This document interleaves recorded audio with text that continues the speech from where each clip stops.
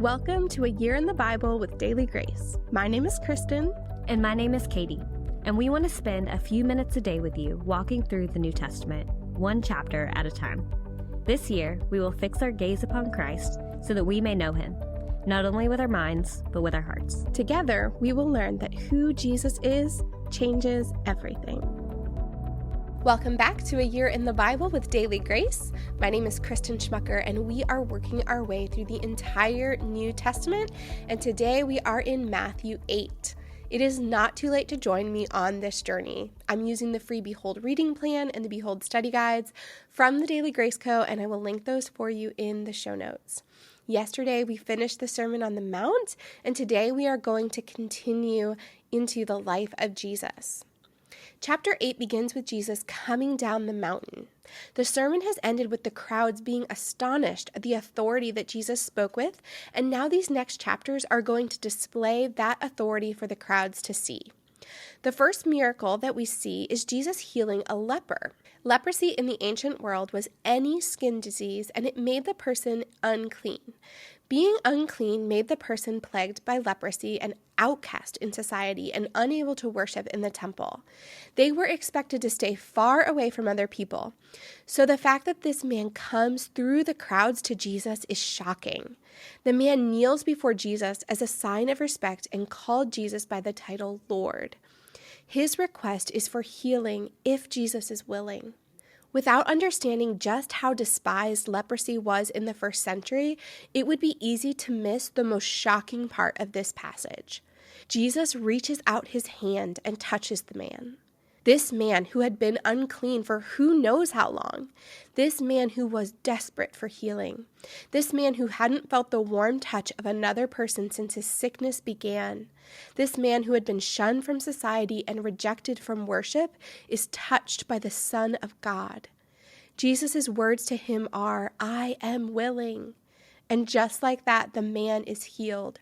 One touch, one word, and everything for this man changes. We are then introduced to a centurion. Centurions were leaders of Roman troops. The Romans were despised by the Jews because they were blamed for taking over the land. They were not allowed to marry, and they couldn't be friends with their officers. So it is possible that this centurion's servant was one of his dearest friends.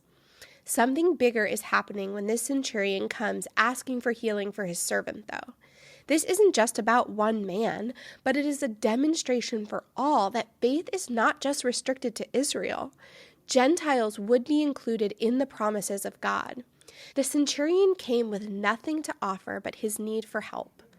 We don't know how much the centurion knew about Jesus, and yet in faith he says that if Jesus would just say the word, the servant would be healed.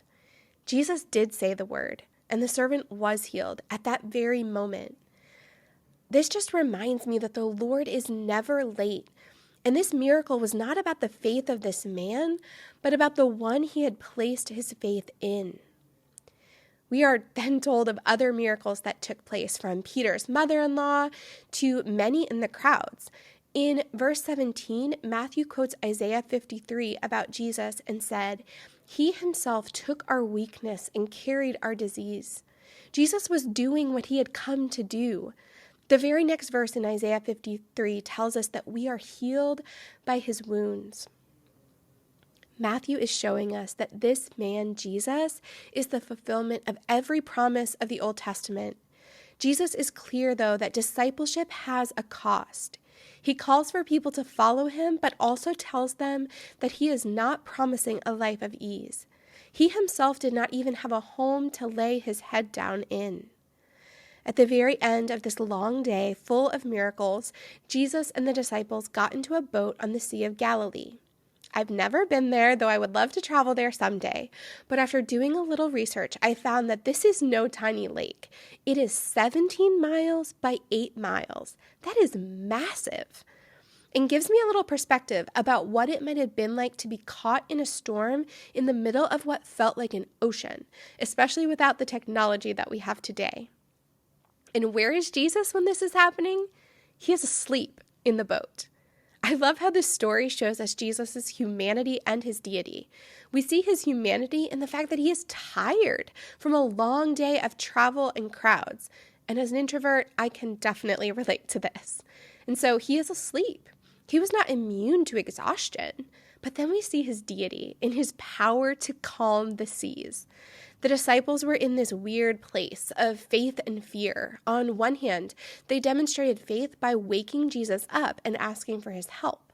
But on the other hand, they demonstrated a lack of faith by not realizing with Jesus in the boat there was nothing to fear.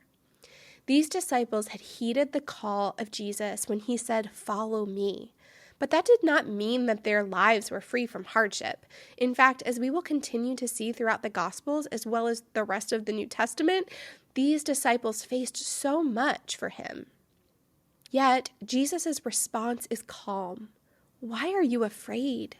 He got up and rebuked the wind, and suddenly there was peace. It left them amazed and asking, "What kind of man is this?" They were getting glimpses, but it seems like they were just not quite sure.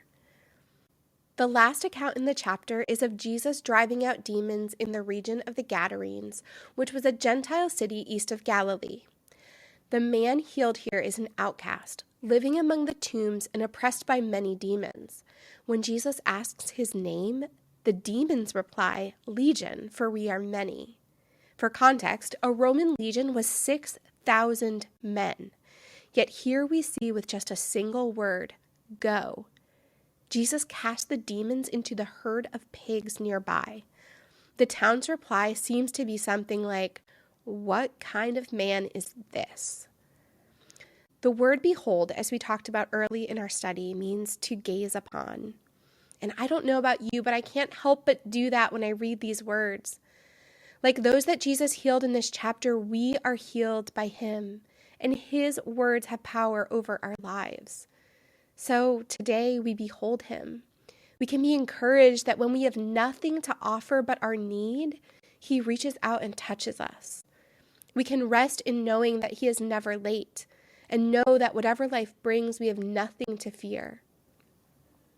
Thank you for joining me as we walk through the New Testament. I am encouraged day by day to behold him with you. I can't wait to see you tomorrow. Thank you so much for listening to today's episode of A Year in the Bible with Daily Grace.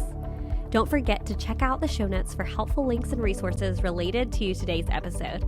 And make sure you are following at Daily Grace Podcast on Instagram for more A Year in the Bible content, and at the Daily Grace Co. for all things Bible study resources. We can't wait to study again with you tomorrow. Bye, friends.